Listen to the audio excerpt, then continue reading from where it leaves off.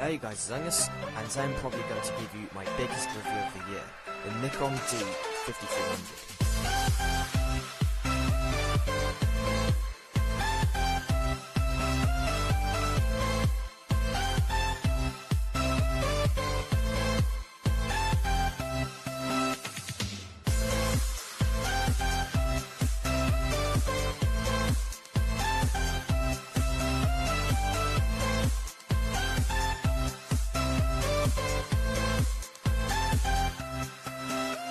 Starting with the dimensions of the 5300, it's 7.8cm tall and 12.5cm wide.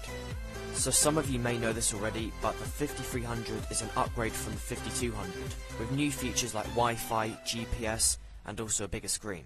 So starting with the design of the 5300, it's great, but I can't really say it's that original mainly because Nikon have designed almost all of their DSLRs exactly the same.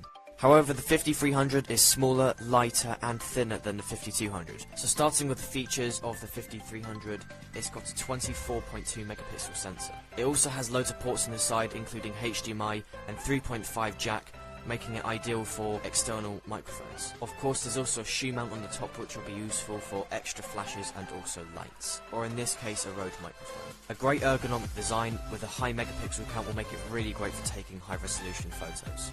So because of the light and small design, it makes it really ideal for one-hand use, and also makes it really easy to use as well. It's a really powerful camera in a really small design, which is fantastic.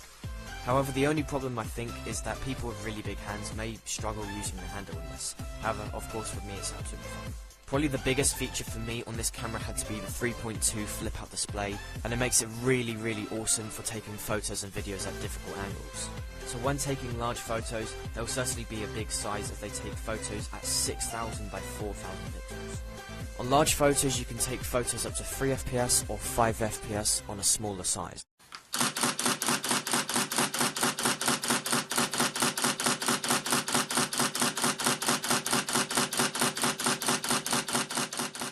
In the space of around 11 seconds, I took around 45 photos, which is really good.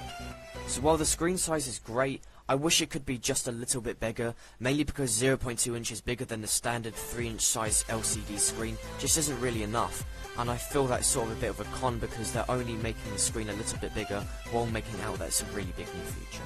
So while the screen resolution is great for general use, I find it's just not really enough at only 720 by 480.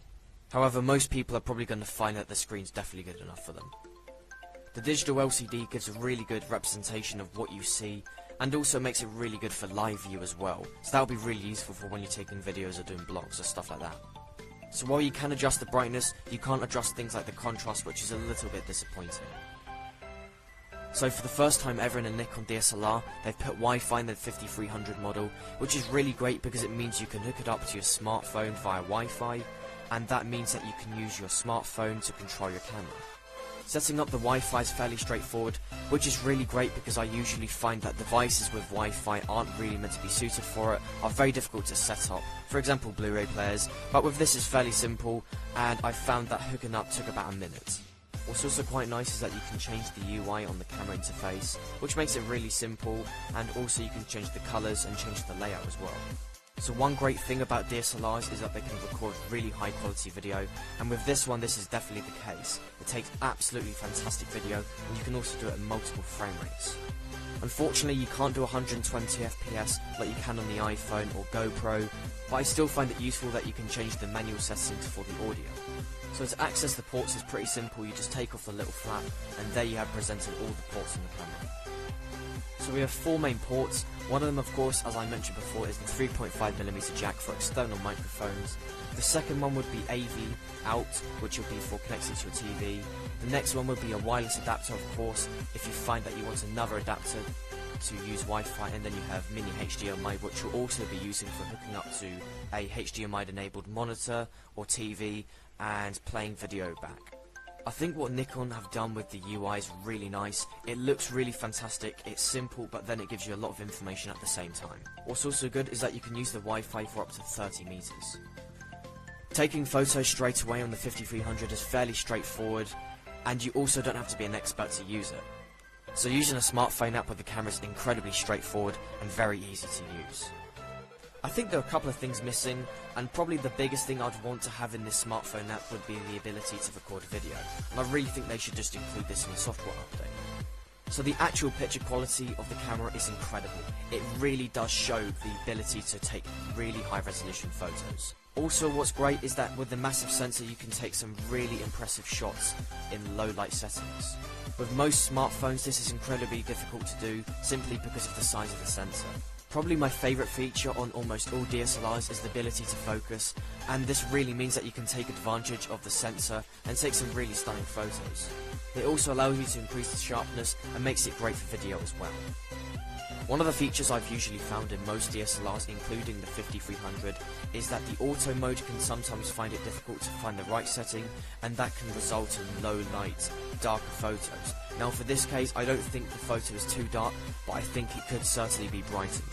But I think Nikon have chosen to ignore this mainly because you can go back to edit the photo after you've actually taken it. They still want to concentrate on getting the photo right. Now I will do a separate video on the entire video quality and also the picture quality as well, mainly because I don't have enough time to fit it in this video. What's also quite good is that in auto mode it's very good at locking onto faces, which means that it can enhance the focus onto someone's face. So of course because of this, when it comes out to taking photos of people it looks a lot more impressive. So overall, taking pictures and video on the 5300 is absolutely fantastic. However, of course you can go higher and spend more money on certain DSLRs. So if the 5300 is the right camera for you, all comes down to really what you're going to use it for. If you're going to use it for high quality blogging, this is going to be really fantastic, or even if you just want to just take some really fantastic photos with some cool features integrated, I think this is going to be a great choice as well. But the only problem is that it's quite expensive, and there are some other solutions like bridge cameras which can give you near similar results for a lot less. From my experience from using the Nikon 5300, I absolutely love every second of it, and I really think if you got this camera you'd enjoy it too. So I'll do a couple more videos including a setup guide and also a video test, but apart from that, thank you for watching.